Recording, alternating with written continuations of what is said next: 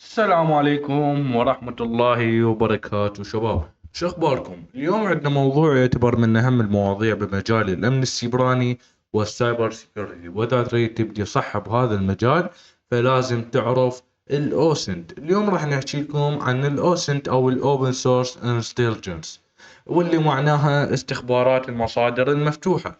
اول شيء انا اريد اصحح فكرة منتشرة بالمجتمع، بمجرد ما يسمعون كلمة استخبارات يتصورون اكو اختراق او تهكير او وصول غير مصرح به، لكن بالحقيقة هذا هو عبارة عن اشاعات، وهذا الشيء كله غير صحيح. الاوسنت ما يعتمد على اختراق الاجهزة او كسر كلمات المرور او الدخول الى حسابات الاخرين. بالعكس، هو الاوسنت يعتمد على بيانات موجودة للجميع، وهي المعلومات العامة. كل شخص او شركة لها اثر رقمي على الانترنت. هذا الأثر ممكن يكون موقع إلكتروني، حسابات ووثائق رسمية ومنشورة، أخبار أو بيانات تقنية متاحة للعامة. مهم. مختص الأوسنت يعني مختصر الأوسنت اللي هو جمع المعلومات وتحليلها وربطها حتى يفهم الصورة بشكل أوضح.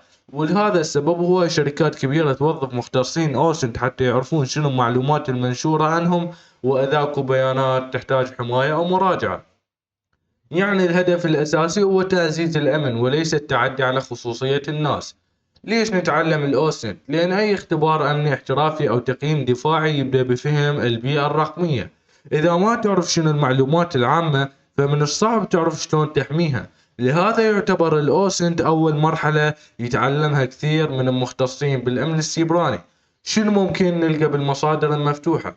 المعلومات العامة ممكن تشمل أسماء النطاقات، التقنيات المستخدمة بالمواقع، معلومات الدي ان اس العامة، بيانات وصفية للملفات المنشورة للعامة، الحسابات الرسمية، الأخبار والبيانات منشورة من الجهات نفسها.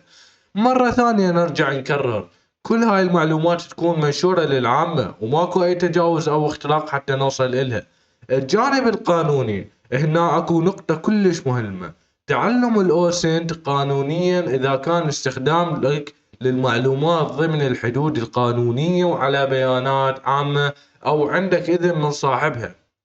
أما محاولة استخدام المعلومات لإزعاج الآخرين أو انتهاك خصوصيتهم أو تجاوز الأنظمة فهذا شيء جدا مختلف ومرفوض. لذلك بهذا الفيديو هو التعلم وفهم الفكرة فقط. ننتقل للأداة. طبعا أنا مصمم أداة، صممت هاي الأداة حتى تساعد بعرض وتحليل المعلومات بطريقة أسهل وأسرع. خلينا ننتقل لكم للأداة. طبعا الأداة أنا مشغلها على الفي اس كود. هاي الأداة الخاصة بي. طبعا تشوفون الواجهة الرسومية الخاصة بها كل سهلة. مثل ما تشوفون هاي الواجهة الرئيسية، راح أشرح كل جزء موجود بها وشنو وظيفته وكل خيار وليش صممته بهالشكل. إذا تلاحظون الواجهة مرتبة حتى تكون الوصول للمعلومات أسهل، وحتى المستخدم يركز على التحليل بدل ما يضيع بين القوائم. ليش سويت هاي الأداة؟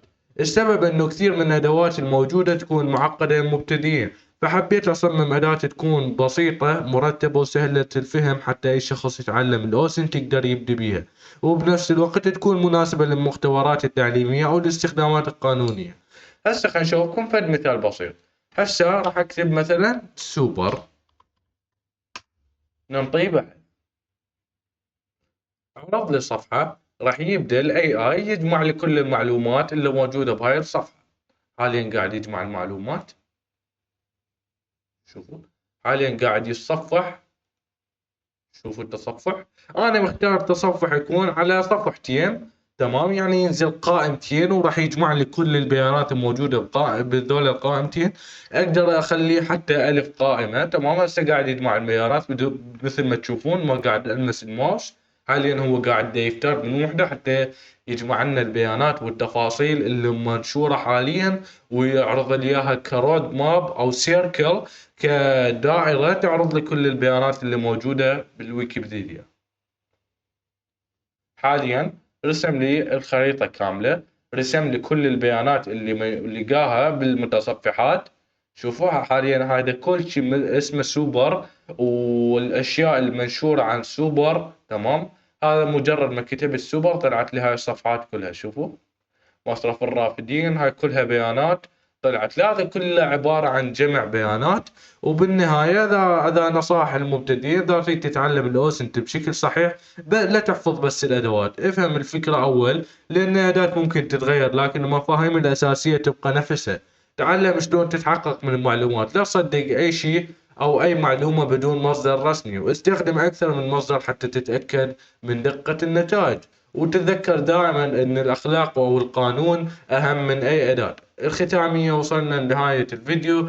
إذا استفدت من الشرح لا تنسى اللايك والاشتراك حتى تدعمني ونستمر أنزل محتوى عن الأمن السيبراني والأوسط. وإذا عندك أي سؤال تريدني أشرحه بالفيديو الجاي اكتبه بالتعليقات. نشوفكم في الفيديو الجاي، والسلام عليكم.